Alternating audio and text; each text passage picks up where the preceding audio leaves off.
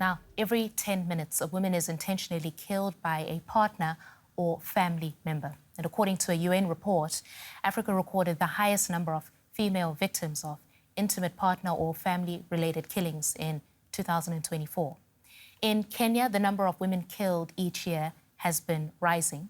Nearly 170 women were murdered in 2024, the highest toll in 8 years, and almost double the number in 2022.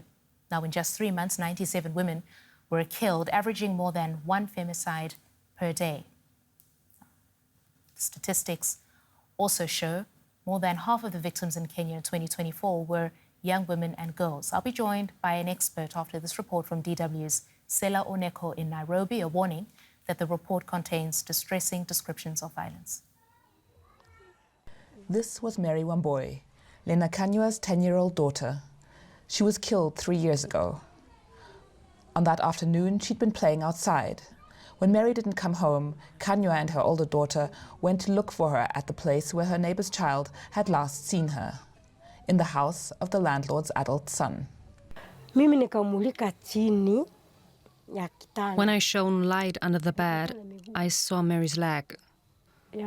I screamed. When I pulled her from under the bed, I saw my daughter had been stabbed with a knife. The landlord's son is now facing trial for the assault and murder of Lena's daughter. Stop killing women! Cases like Mary's and those of other women and girls are far too common. In January 2024, a report by Africa Data Hub and Africa Uncensored showed a record number of femicides in the previous year. It brought thousands of people to the streets in protest. In response, the government established a task force to address the rising femicide numbers. We are losing about 40 women per month to femicide. That is a very, very alarming figure. It is a very shocking figure, and that is why this action has been taken by the head of state. The task force held town hall meetings to investigate the matter. Njeri Migwi, who runs one of the most vocal NGOs in Kenya on the topic, thinks the government needs to support women at a more fundamental level, at the point where the crimes are being reported. We need to have a lot of psychosocial support all the way from the minute you report to the police station. The person who should be receiving, you shouldn't even be a police officer, should be a psychologist who walks you through your trauma, and then by the time you're able to speak up, you can be able to report properly. To increase awareness about femicide and gender-based violence, Migwi's organization Usikimye organized an exhibition which they've been taking around Kenya. The symbolic blood-stained dresses, the cold, uninviting gender desk at the police station, and a grave to honor the victims are hard to stomach. But the real experiences are even more jarring. At the opening, Mary's mother shares her story. Thanks to the NGO, she's received counseling and is part of their survivors support group. Yes, the support helped me to open up. I started speaking to people. I never used to tell people anything. I just stayed silent because I had so much pain inside. When I met the other women, they all had issues, some even bigger than mine. And so I saw I was not alone. After 3 years, Mary's case is finally in court. And while it's been a painstakingly long process, her mother hopes for some sort of justice. But the pain of losing a child will always stay with her. And I'm now joined by Awino Okech. She's a professor of feminist and security studies at SOAS, University of London. Welcome to DW News Africa, Professor. We saw the report there, the case of Lena Kanywa, who's seeking justice for her young daughter. Has the legal system in Kenya been responding to the prevalence of femicide in the country? Are victims getting justice? Thank you. Thank you for having me. I think there are two main challenges in relation to the legal system in Kenya and everywhere. The first is that legal systems rely on people putting a case forward, which means that you know who has actually committed the crime and therefore are charging them accordingly within the system. I will give another example, which is the case of Sharon Otieno that began in the court system in 2018. And until now, in 2025, the case has not been resolved. So the wheels of justice turn very, very slowly. Secondly, there is the question of the fact that there are a number of femicide victims whose killers are not known. It therefore becomes very complex for those cases to be brought through the justice system as we know it in order for any form of justice to be acquired. Professor, activists in Kenya point out that femicide is not a legally recognized term in Kenya. What then would be the significance of this? I think the significance of recognizing femicide as a crime that's very specific to the killing of women because they're women would mean that it's lifted up to a particular status, and those are not crimes that are simply dealt with as crimes of passion or domestic violence or other forms of gender-based violence. So there's a level of seriousness with which the police, the prosecution, and even the broader legal system would treat these matters, which lacks at this particular moment. Yeah, and I still want to come back on that one, Professor, because I too am it's not clear for me.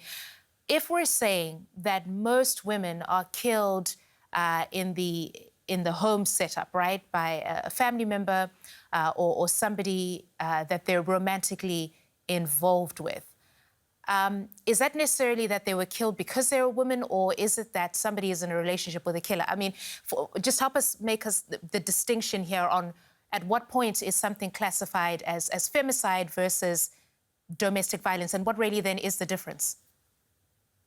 The distinction is that when there is a domestic violence situation, you're dealing with a situation of violence that specifically occurs within a specific environment.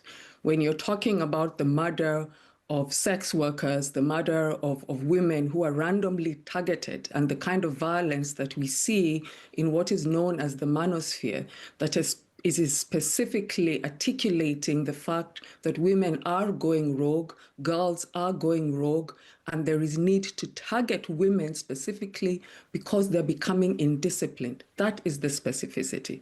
So my relationship with my male partner in the house because of a domestic issue is very different from this man within that same environment or another man in the public environment targeting me because of my gender specifically and the assumptions around the rogueness or our inability to conform to particular gender norms within our society. Coming also to the aspect of the reports showing that women in countries that are classified as low income or lowest income are more likely to be victims of violence. What does research show about why that is the case?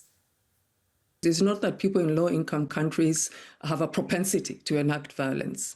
It is the link between economy and investments. So even in the UK, where I'm currently situated, what we saw, for instance, during COVID-19 was the decrease in investments that led to the rise of violence against women. So if you're looking at a country with a lower socioeconomic status, it is the prioritization that governments make on putting in place resources towards accountability mechanisms. And here I'm talking about better policing services, better health systems, better community structures to actually address and deal with violence before we actually end up with a body as a result of a murder, better justice systems. So that would be the connection: economics, investments, and accountability measures.